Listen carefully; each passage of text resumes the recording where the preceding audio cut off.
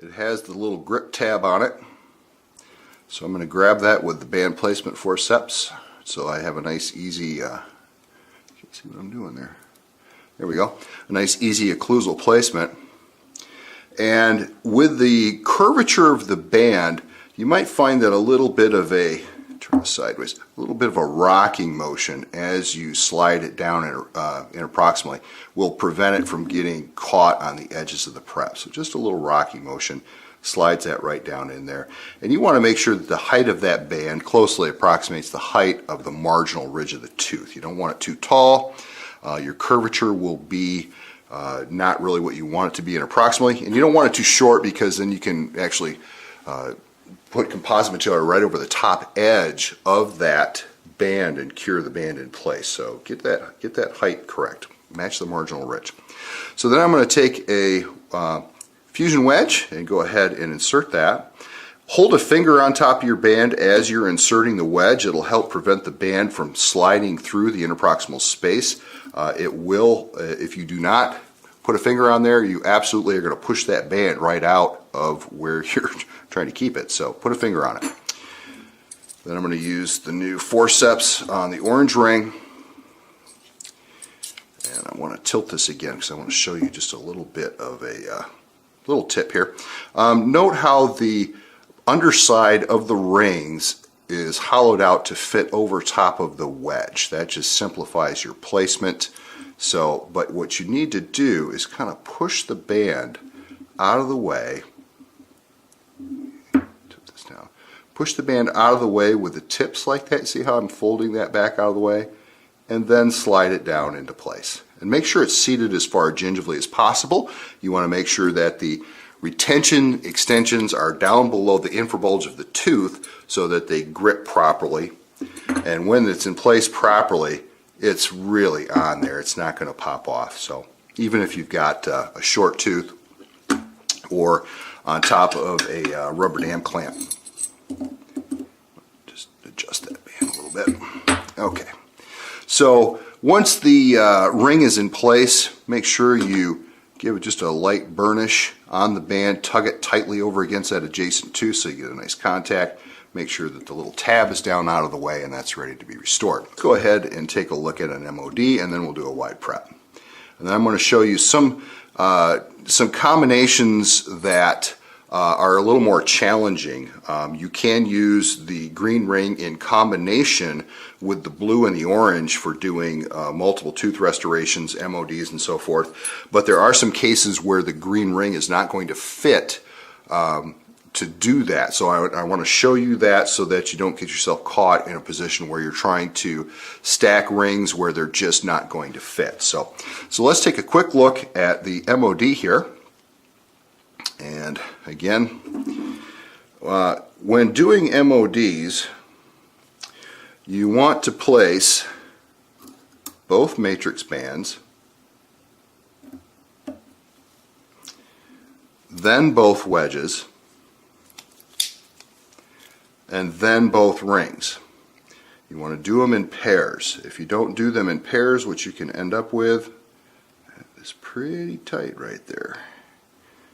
You can, it's kind of interesting, with the new full curve bands, they're a little bit more structurally rigid, and you can actually put a little bit of pressure from the occlusal without crimpling the band. You see crimpled on top there is just the tab. As I try to wiggle that past, it's a little tight in there. That's certainly a tip that is well worth mentioning. When you're cutting your preps, if you don't think that you're going to break contact, you absolutely want to pre-wedge or use a fender wedge in there to start to loosen those ligaments up a little bit. That will make placement of the matrix bands much easier. So I've got both bands in place. I'm going to go ahead and wedge both of those. You want to wedge firmly, maybe not that firmly. Oh, there we go. Because you want to get a good seal on the bottom of that box. You don't want any crevicular fluid leakage in there. So when placing the rings, you're always going to place the mesial ring first, and you're going to place the shorter ring, which is the blue ring. So I'm going to come in, I'm going to push the bands out of the way a little bit like that. Make sure it's seated firmly to the gingiva. And then I'm going to come over top. I'm going to pull this. Instead of pushing it like I did in the mesial, I'm going to come back to the distal and I'm going to pull the ring into the band, making sure that the ends are out of the way, seating it down as far gingivally as possible. And then of course you can come in with your multifunction composite instrument if you bought the Dash 11 kit, and make sure that you've got a nice tight contact there. So I want to show you here how the rings with their variation in heights are able to easily stack. They don't interfere with each other, and you have plenty of room to work on that MOD.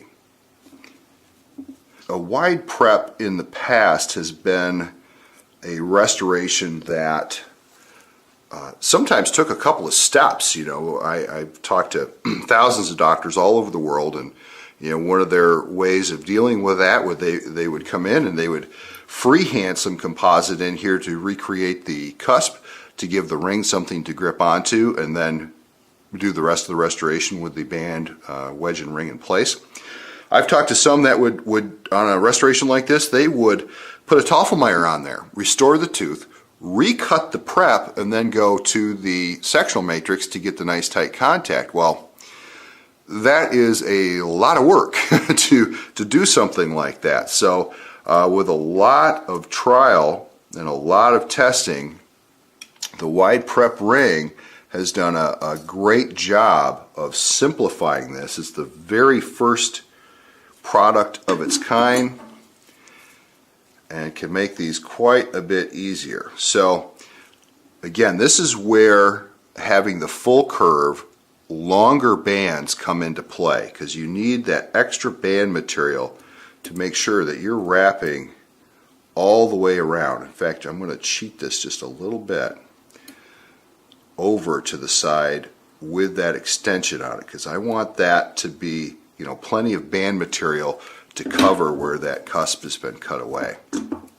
Another tip when restoring these is to wedge the band from the side that has the extension on it, so that you've got the largest, thickest, most rigid part of the wedge on the side that has the extension. And here again, it's very important to hold that band in place, or I'm just going to push the band as I insert the wedge, and then I'll leave that, the corner will be uncovered. So we want to keep that covered.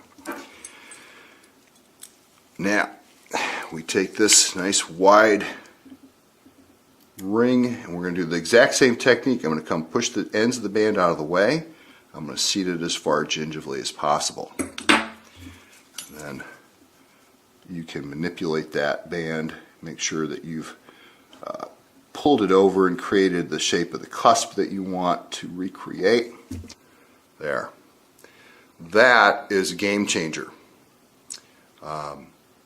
That's going to really simplify those types of procedures for you. So, but it right here demonstrates something that I wanted to show you, in that, of course, this type of dot, it's got, you know, quite a few different preps on here.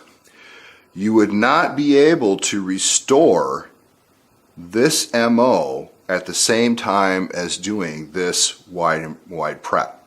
As you can see, there's very little room. I'm going to pull this off of here.